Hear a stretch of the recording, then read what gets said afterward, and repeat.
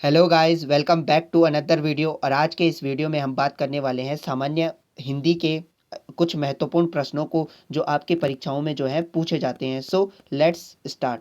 पहला प्रश्न है, देवेंद्र का सही संधि विच्छेद क्या होगा? तो देवेंद्र का जो सही संधि विच्छेद हो जाएगा, यहाँ पर ऑप्शन नंबर बी जो है हमारा सही आंसर हो जाएगा। देवधन इंद्र जो है सही जो है इसका आंसर जो है हो जाएगा। इसमें अगर आपसे पूछ लिया जाए कि कौन सी संधि है, तो इसमें है गुण संधि। अगर हम गुण संधि के अन्य जो है एग्जाम्पलों की बात करें, तो एक आ जाता है सुरधन इंद्र, तो उसका क्या हो जाता है? सुरेंद्र हो जाता है। इसी प्रकार से आ जाता है एक गणधन इंद्र, तो उसका क्या हो जाता है? गणेंद्र हो जाता है। और एक आ जाता है नरधन इंद्र, तो उसका क्या हो जाता है? नरेंद्र हो जाता है। स्वधन इच्छा का क्या हो जाता है? स्वेच्छा हो जाता है। तो इस प्रकार से आपको जो है कुछ एग्जाम्पलों को जो है याद करके जाना है, आपसे संधि पूछी जाती है।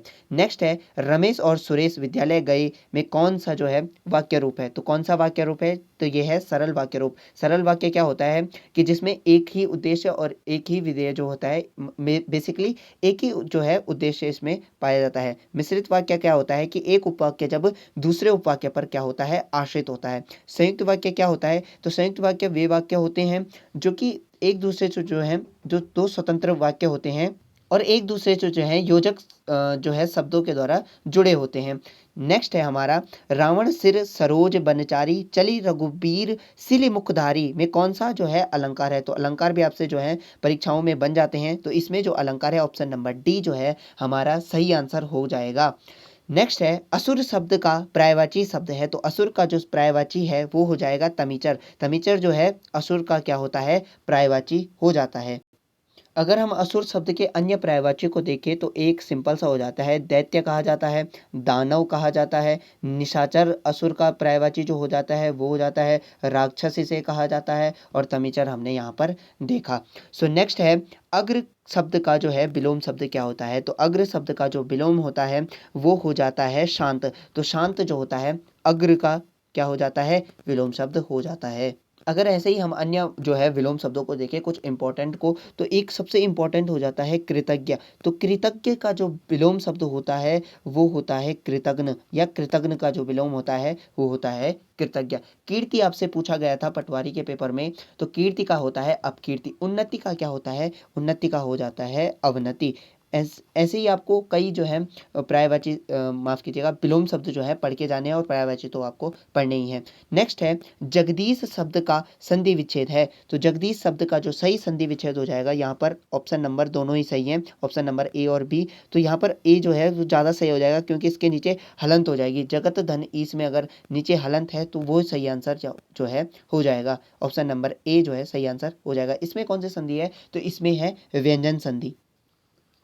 क्योंकि देखिए व्यंजन संधि संधि जो है आपसे दो पेपरों में जो है पूछी गई है। अगर हमें इसके एग्जाम्पल की बात करें, तो एक इंपॉर्टेंट हो जाता है दिक्धन अंबर। जो है दिक्धन अंबर का क्या हो जाता है? दिगंबर हो जाता है। ऐसे ही दिक्धन गज का क्या हो जाता है? तो दिग्गज होता है। जो दिग्गज शब्द होता है वो भी किससे मिलकर बना होता है? दिक्धन गज। और वाकधन ईश में क्या होता है? वाकधन ईश जो आपसे पूछा गया था, इसमें क्या होता है? इसका क्या हो जाता है? वागीश हो जाता है। और एक आ जाता है जगत धन ईश, तो इसका क्या हो जाता है? जगदीश, जो हमने यहाँ पर देखा। नेक्स्ट है, अंग फूले न समाना मुहावरे का क्या अर्थ है? तो अंग फूले न समाना मुहावरे का जो अर्थ हो जाता है वो हो जाता है बहुत प्रसन्न होना। ऑप्शन नंबर बी जो है इसका सही आंसर जो है हो जाएगा। अगर हम अन्य मुहावरों की बात करें, तो एक आ जाता है अंगूठा नचाना। अंगूठा नचाने का क्या अर्थ होता है? तो इसका अर्थ हो जाता है चिढ़ाना। चिढ़ाना का क्या हो जाता है मुहावरा? अंगूठा नचाना। एक आ जाता है आंख तरसना। तो आंख तरसना क्या होता है? किसी वस्तु को देखने की क्या होती है? प्रबल इच्छा जब हो जाती है तो उसे कहा जाता है आंख तरसना। और एक और इम्पॉर्टेंट आ जाता है उल्लू फंसाना। इसमें बहुत ज़्यादा फंसा देता है, तो आपको याद रखना है अपने वश में करना, या जो है बेवकूफ़ बनाना क्या होता है? उल्लू फंसाना मुहावरे का जो है अर्थ यहाँ पर हो जाता है। नेक्स्ट है कि निजी पत्र क्या होता है? तो निजी पत्र जो होता है अपने संबंधियों तथा मित्रों को लिखे जाने वाले पत्र जो होते हैं उन्हें हम निजी पत्र कहते हैं। नेक्स्ट है बड़ाई शब्द में प्रयुक्त प्रत्यय कौन सा है? तो बड़ाई शब्द में जो प्रयुक्त जो प्रत्यय है वो है आई। ऑप्शन नंबर ए जो है सही आंसर यहाँ पर हो जाएगा। आई जो प्रत्यय है वो बड़ाई शब्द में आ जाता है। प्रत्यय भी आपके लिए परीक्षाओं की दृष्टि से इंपॉर्टेंट जो है हो जाते हैं। उत्कर्ष का विपरीतार्थी शब्द कौन सा है? तो जैसे हमने बात करी थी कि उत्कर्ष का क्या हो जाता है? अपकर्ष यहाँ पर हो जाता है। विलोम शब्द जो है आपको पढ़ के जाने हैं। उत्कर्ष का क्या हो जाता है? अपकर्ष यहाँ पर हो जाता है।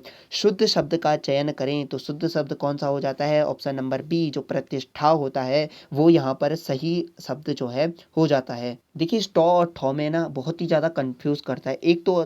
एक और इनसे अगर देखें तो एक होता है घनिष्ठ। तो घनिष्ठ में जो ये ठॉ है ये वाला सही होता है। टॉ वाला आपको दे दिया जाता है तो वो अशुद्ध हो जाता है।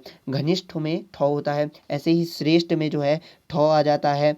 और कनिष्ठ जो कनिष्ठ होता है उसमें भी ठॉ आ जाता है। तो इनको आप याद रखेंगे। प्रतिष्ठा नहीं होता है, प्रतिष्ठा होता है। आप इनमें कंफ्यूज जो है नहीं होंगे। इनमें वर्तनी की दृष्टि से शुद्ध शब्द है तो इनमें जो शब्द शुद्ध शब्द है वो है ऑप्शन नंबर सी आशीर्वाद। जो आशीर्वाद शब्द होता है वो यहाँ पर शुद्ध शब्द हो जाता है। ऐसे ही एक शब्द आता है मर्यादा। इस वाले ऊपर वाली रॉ में भी ना बहुत ज़्यादा जो है कंफ्यूज करता है। तो इसको भी इनके शब्दों को भी आप देखेंगे। मर्यादा जो शब्द है ये यहाँ पर सही हो जाएगा और इसका जो आंसर है वो है आशीर्वाद। आशीर्वाद जो शब्द है वो सही यहाँ पर हो जाएगा। नेक्स्ट है राजकीय व सहायता प्राप्त संस्थाओं एवं कार्यालयों द्वारा किसी व्यक्ति संस्थान अथवा अन्य कार्यालयों को लिखे जाने वाले पत्र को कहते हैं। तो इन पत्रों को क्या कहा जाता है?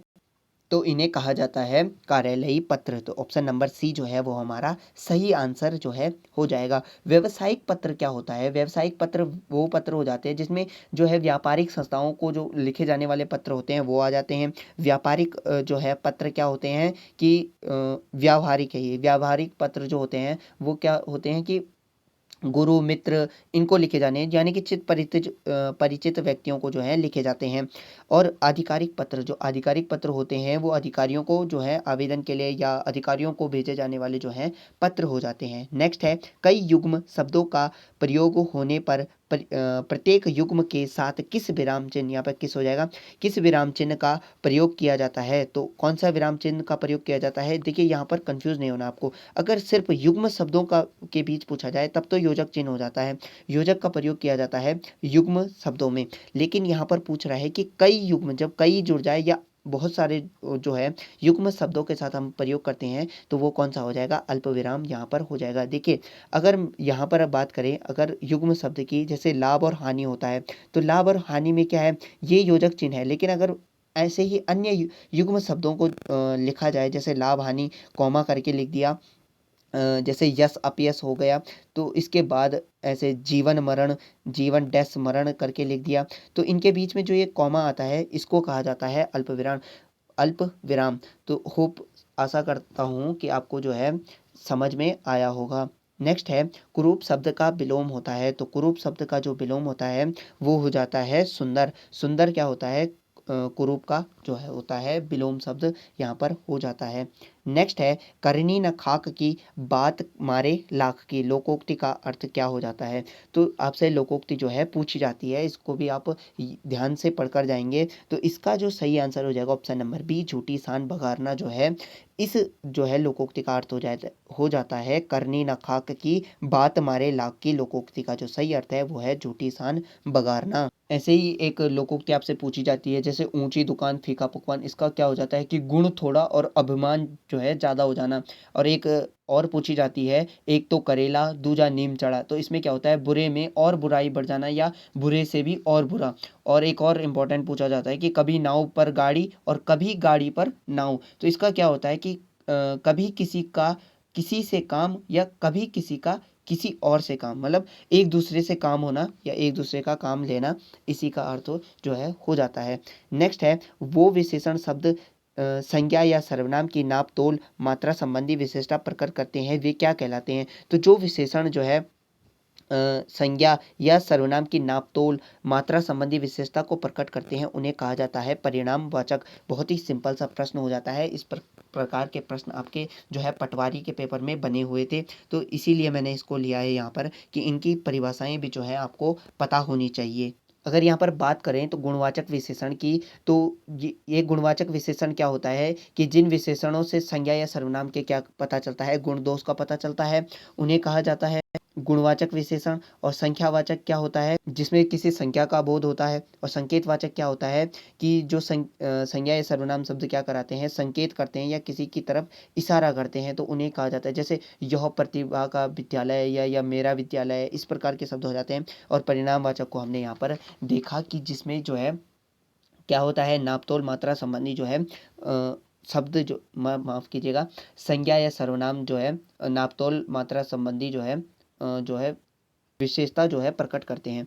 नेक्स्ट है, जो सर्वनाम शब्द कर्ता के स्वयं के लिए प्रयुक्त होते हैं, उस सर्वनाम को क्या कहा जाता है। जो सर्वनाम शब्द जो है कर्ता के लिए जो स्वयं प्रयुक्त होते हैं, उन्हें कहा जाता है निजवाचक सर्वनाम। बहुत ही इंपॉर्टेंट हो जाते हैं सर्वनाम भी आपके लिए। तो ऑप्शन नंबर डी जो है वो सही आंसर यहाँ पर हो जाएगा। अगर बात करें संबंधवाचक की, तो जो संबंध का बोध कराते हैं। निश्चयवाचक किसी निश्चित वस्तु का बोध कराते हैं। पुरुषवाचक क्या होता है कि जो किसी पुरुष के नाम पर इस्तेमाल किए जाते हैं या स्थान जैसे इनके स्थान पर प्रयुक्त जो है किए जाते हैं।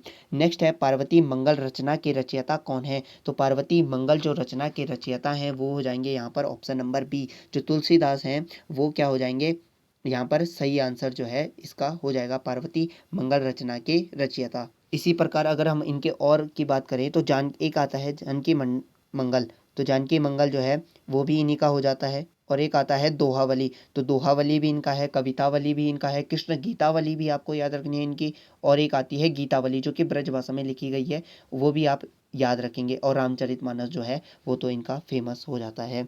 नेक्स्ट है, समन्वय पत्रिका का संपादन इनमें से हो जाएगा, निम्न में से ये हो जाएगा कि समन्वय पत्रिका का संपादन निम्न में से किसने किया था। तो किसने किया था, ऑप्शन नंबर ए हमारा सही आंसर हो जाएगा, सूर्यकांत त्रिपाठी निराला जी ने समन्वय पत्रिका। और इसके साथ साथ एक और याद रखनी है, मतवाला पत्रिका। तो मतवाला और समन्वय पत्रिका का प्रकाशन किसने किया था, ये संपादन किसने किया था, तो वो जाएंगे सूर्यकांत त्रिपाठी निराला।